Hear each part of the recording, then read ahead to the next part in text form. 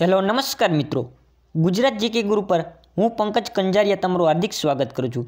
मित्रों, आज रोज आपणे आ विडियोनी अंदर कम्प्यूटरना मोस्ट आईएमपी क्वेश्चनों आपणे अभ्यास करीशुं।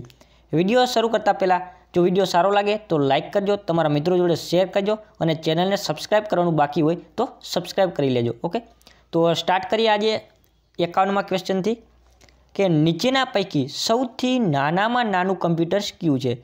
तो मित्रों, अलग अलग प्रकारना कम्प्यूटर होय छे, जेम के लैपटॉप होय छे, नोटबुक होय छे, पीडीए होय छे, कम्प्यूटर होय छे।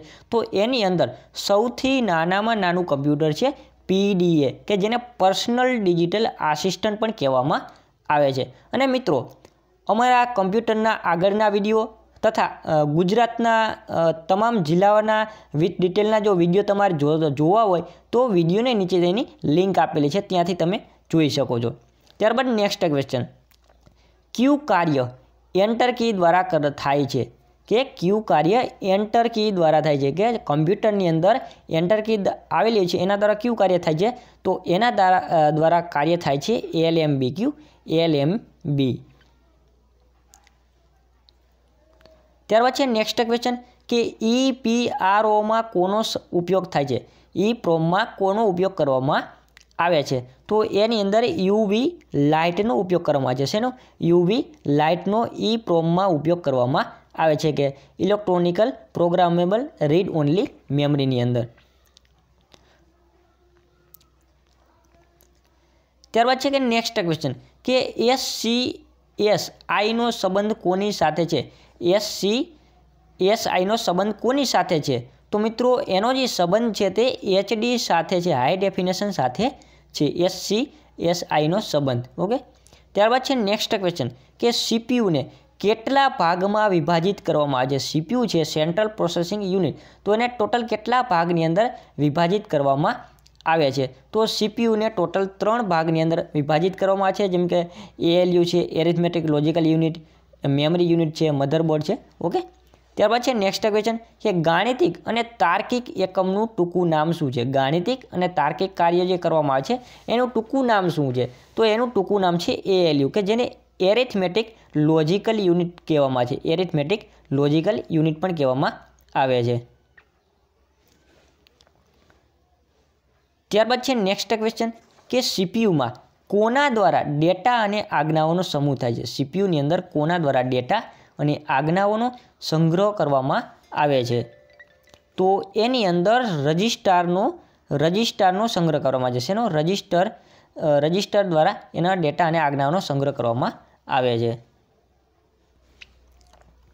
त्यारबाद छे नेक्स्ट क्वेश्चन के कोना समूहने राखवानी जग्याने फोल्डर कहे छे, के जे खाली जग्याना समूहने राखवानी जग्याने फोल्डर कहेवामां आवे छे। तो जे फाइलो होय छे, फाइलो जे राखवानी जग्या होय छे एने फोल्डर कहेवामां छे, के जे कोईपण जातनो आपणे फोल्डर बनावी छे एनी अंदर आ फाइलनो संग्रह करवामां आवे छे कम्प्यूटरनी अंदर। अने जे फोल्डर होय छे ते जनरली पीळा कलरनुं होय छे, अने जे न्यू फोल्डर आपणे जनरली बनावीए तो बाय डिफॉल्ट तेनुं नाम होय छे न्यू फोल्डर।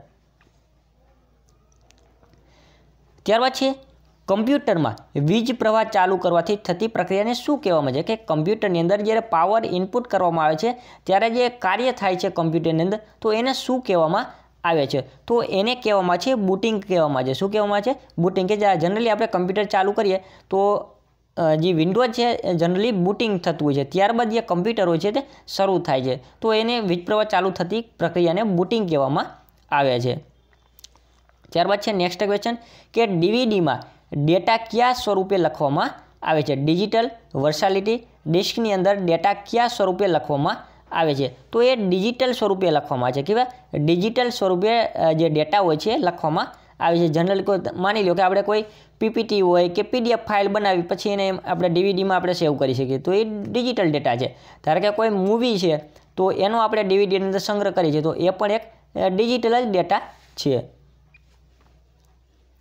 त्यारबाद छे नेक्स्ट क्वेश्चन के शिक्षण संबंधित संस्थाओं माटे क्यू डोमेन वपराय छे। शिक्षण संबंधित संस्थाओं माटे क्यू डोमेन वपराय छे। तो एना माटे वपराय छे .edu।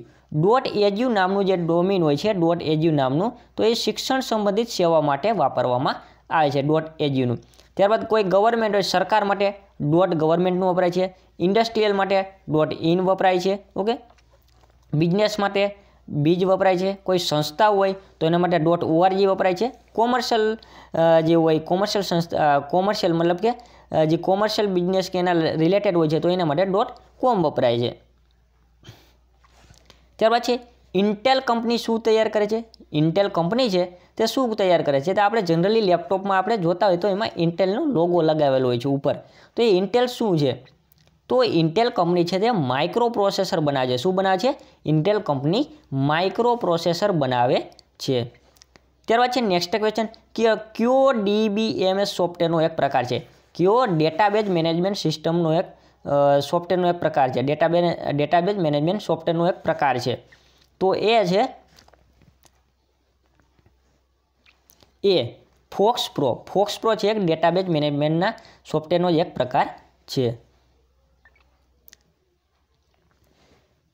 ત્યારબાદ છે નેક્સ્ટ ક્વેશ્ચન કે ટ્રાન્ઝિસ્ટરની શોધ કોણે કરી હતી? ટ્રાન્ઝિસ્ટરની શોધ કયા વર્ષમાં કરી હતી?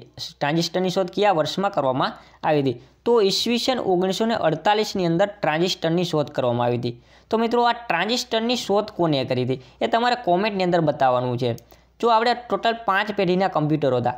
પ્રથમ પેઢીના કમ્પ્યુટરની અંદર વેક્યુમ ટ્યુબનો ઉપયોગ થતો હતો. ત્યારબાદ બીજી પેઢીના કમ્પ્યુટરની અંદર ટ્રાન્ઝિસ્ટરનો, ત્રીજી પેઢીના કમ્પ્યુટરની અંદર આઈસી ચિપનો, ઓકે, અને ત્યારબાદ છે લાર્જ સ્કેલ અલ્ટ્રાનો પણ સમાવેશ થતો હતો. અને અત્યારે તો હાલમાં જોવા જઈએ તો આર્ટિફિશિયલ ઇન્ટેલિજન્સનો ઉપયોગ થાય છે 5મી પેઢીમાં. ત્યારબાદ છે ડીઆઈપીનું પૂરું નામ શું છે? ડીઆઈપીનું પૂરું નામ શું છે? તો એનું પૂરું નામ છે ડ્યુઅલ ઇનલાઇન. ડ્યુઅલ ઇનલાઇન છે એ ડીઆઈપીનું પૂરું નામ છે. ત્યારબાદ નેક્સ્ટ ક્વેશ્ચન કે પ્રથમ પેઢીના કમ્પ્યુટરમાં શેનો ઉપયોગ થતો હતો? અત્યારે જ આપણે જોયું કે પ્રથમ પેઢીમાં શેનો ઉપયોગ થતો હતો? તો કે વેક્યુમ ટ્યુબનો ઉપયોગ થતો હતો. ત્યારબાદ છે નેક્સ્ટ ક્વેશ્ચન કે ઉચ્ચ સ્તરીય ભાષામાં લખાયેલા પ્રોગ્રામને મશીન ભાષામાં તબદીલ કરવા માટેનો સોફ્ટવેર એટલે શું? ઉચ્ચ સ્તરીય ભાષામાં લખાયેલ પ્રોગ્રામને મશીન ભાષાની અંદર આપણે તબદીલ કરવું હોય તો એના માટેના કયા સોફ્ટવેરનો ઉપયોગ કરવામાં આવે છે? તો એના માટે કમ્પાઇલરનો ઉપયોગ થાય છે. એનો કમ્પાઇલરનો ઉપયોગ કરવામાં આવે છે. ત્યારબાદ છે લેઝર. નેક્સ્ટ ક્વેશ્ચન કે લેઝર પ્રિન્ટરની અંદર અક્ષરો છાપવા માટે ધરાવતા પાવડર કયા નામે વપરાય છે? કે જે લેઝર પ્રિન્ટર હોય છે એની અંદર જે આપણે અક્ષર હોય છે આપણે છાપવા હોય તો એની અંદર એક પાવડર એની અંદર વાપરવામાં છે. તો એ પાવડરનું નામ શું છે? તો એ પાવડરનું નામ છે ટોનર. જે ટોનર નામનો જે પાવડર હોય છે તે આ લેઝર પ્રિન્ટરની અંદર વાપરવામાં આવે છે અક્ષરો છાપવા માટે. ત્યારબાદ છે નેક્સ્ટ ક્વેશ્ચન કે ફક્ત વાંચી શકાય તેવી મેમરીનું ટૂંકમાં નામ જણાવો. કે જે એવી મેમરી કે જે ફક્ત ને ફક્ત વાંચી શકાય, તેની અંદર કોઈ પણ જાતનું એડિટિંગ ન કરી શકાય કે કંઈ પણ જાતનું લખી ન શકાય, રાઇટ ન કરી શકાય, તો એવી મેમરી કઈ છે? તો એ મેમરી છે રોમ છે, રીડ ઓનલી મેમરી, જેને રીડ ઓનલી મેમરી કહેવામાં આવે છે કે જેની અંદર ફક્ત વાંચી શકાય છે. ત્યારબાદ છે નેક્સ્ટ ક્વેશ્ચન કે અંગત કમ્પ્યુટર એટલે કે પર્સનલ કમ્પ્યુટર પર સૌથી વધુ પ્રચલિત GUI કે ગ્રાફિકલ યુઝર ઇન્ટરફેસ કયું છે? તો પર્સનલ કમ્પ્યુટરની અંદર સૌથી વધારે પ્રચલિત GUI હોય તો એ છે વિન્ડોઝ. વિન્ડોઝ છે તે આપણું GUI તરીકે પ્રખ્યાત છે, વિન્ડોઝ ઓપરેટિંગ સિસ્ટમ. ત્યારબાદ છે CU એટલે શું? સાવ ઇઝી ક્વેશ્ચન છે. CU control unit. Control unit. ત્યારબાદ છે નેક્સ્ટ ક્વેશ્ચન કે કમ્પ્યુટર કેવા પ્રકારનું યંત્ર છે? કમ્પ્યુટર કેવા પ્રકારનું યંત્ર છે? તો કમ્પ્યુટર એક જાતનું ઇલેક્ટ્રોનિક્સ પ્રકારનું યંત્ર છે. કેવું? ઇલેક્ટ્રોનિક પ્રકારનું યંત્ર છે કે જેને ચાલુ કરવા માટે આપણે લાઇટ અથવા તો બેટરીની જરૂર પડે છે. ત્યારબાદ છે નેક્સ્ટ ક્વેશ્ચન કે વિનઝિપ નામના ટૂલની મદદથી શું થાય છે? વિનઝિપ નામના ટૂલની મદદથી શું થાય છે? તો એની મદદથી આપણે જે ઝીપ ફાઇલો છે તો એના દ્વારા આપણે જે ફાઇલ હોય છે તે એને એક કરતાં વધુ ફાઇલ હોય છે એને ભેગી કરી શકાય છે. માની લો કે તમારી પાસે 10 ફાઇલો છે. હવે આ 10 ફાઇલને તમારે અલગ અલગ તમે સાચવો, એની જગ્યાએ આ 10 ફાઇલ છે એને એક ઝીપ ફાઇલની અંદર તમે સેવ કરી નાખો તો આ 10 ફાઇલ છે એક જ ફાઇલની અંદર તેનો સંગ્રહ થઈ જાય. એટલે એક જ ફાઇલ ખોલતા તમને 10 ફાઇલ તમને એમાંથી મળી જાય છે. ત્યારબાદ છે નેક્સ્ટ ક્વેશ્ચન કે કાગળ ઉપર આઉટપુટ લેવા માટે ઉપયોગી સાધન કયું છે? આપણે જે કાગળ ઉપર આપણું જે લેપટોપની અંદર માની લો કે આ પેપર છે આપણી પાસે, આ રહ્યું આ MCQ વાળું આપણું પેપર છે. હવે એને આપણા કમ્પ્યુટરની છે, હવે એને કાગળ ઉપર આપણે છાપવું હોય તો આપણે શેનું જરૂર પડે? સામાન્ય વસ્તુ છે તો કે આપણે પ્રિન્ટરની જરૂર પડે. શેની? પ્રિન્ટર દ્વારા આપણે એને છાપી શકીએ છીએ. અને પ્રિન્ટરના ઘણા બધા પ્રકારો છે. લેઝર પ્રિન્ટર છે, ઇન્ક પ્રિન્ટર છે, ડોટમેટિક્સ પ્રિન્ટર છે. તો એવા અલગ અલગ એના પ્રકારો પણ છે. ત્યારબાદ છે પેન્ટમાં એક્સેસરીઝ સમૂહમાં આવેલા કયા ટૂલ લગભગ સંપૂર્ણપણે માઉસ સંચાલિત હોય છે? તો એના માટેના ટૂલ હોય છે તે પેન્ટ બ્રશની અંદર જે ટૂલ આવેલા છે તે લગભગ માઉસના આધારે જ એને માઉસના આધારે તેને આપણે ઉપયોગ કરી શકીએ છીએ. તો મિત્રો આ થઈ આપણા કમ્પ્યુટરના મોસ્ટ આઈએમપી પ્રશ્ન. તો આ પ્રશ્ન તમને કેવા લાગ્યા તે તમારા પ્રતિભાવો છે તે કોમેન્ટમાં જરૂર બતાવી શકો છો.